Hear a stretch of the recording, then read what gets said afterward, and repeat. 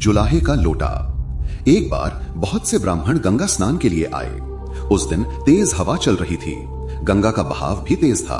बूढ़े ब्राह्मण तैरना भी नहीं जानते थे, इसलिए उनमें से कोई भी पानी में उतरने का साहस नहीं कर पा रहा था। ब्राह्मणों के पास कोई बर्तन भी नहीं था जिससे गंगा में से जल निकालकर स्नान किया जा सकता। सभी परेशान से गंगा तट पर खड़े थे। पास ही संत कबीर स्नान कर रहे थे। वो ब्राह्मणों की कठिनाई को समझ गए। वो अपने साथ लोटा लाए हुए थे। उन्होंने अपने लोटे को साफ किया और फिर वो लोटा अपने एक सेवक को देते हुए बोले, ये लोटा जाकर उन ब्राह्मणों को दे दीजिए ताकि वे सब स्नान कर सकें। सेवक लोटा लेकर ब्राह्मणों के पास पहुंचा।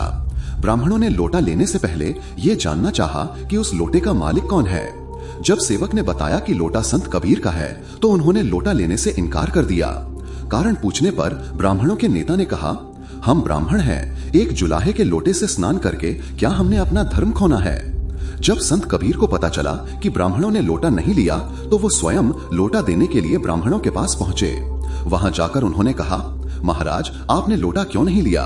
ब्राह्मणों में से एक ने जवाब दिया, क्योंकि हम ब्राह्मण हैं इसलिए हम एक जुलाहे का अपवित्र लोटा प्रयोग नहीं कर सकते। संत कबीर ने शांतिपूर्वक कहा, महाराज मैंने ये लोटा अभी रेत से मांजा है। मांजने के बाद इसे गंगा में धोया है। अब तो ये अपवित्र नहीं हो सकता। एक ब्राह्मण ने मजाक से कहा, गंगा जल से धोने से जुलाहे का लोटा ब्राह्मण का लोटा तो नहीं बन जाएगा। संत कबीर ने हंसकर जवाब दिया, यदि गंगा मैया जुलाहे के लोटे को पवित्रता प्रदान नहीं कर सकती तो ये पापियों के पाप कैसे धोती होंगी। यदि बुराइयों से भरा हुआ मन गंगा स्नान से पवित्र हो जाता है तो फिर मांजने और गंगा जल से धोने के बाद लोटा कैसे अपवित्र रह सकता है। यदि गंगा जल के स्पर्श के बाद भी जुलाहे का लोटा अपवित्र ही रहता है तो गंगा स्नान से आपका मन भो पवित्र नहीं हो सकता।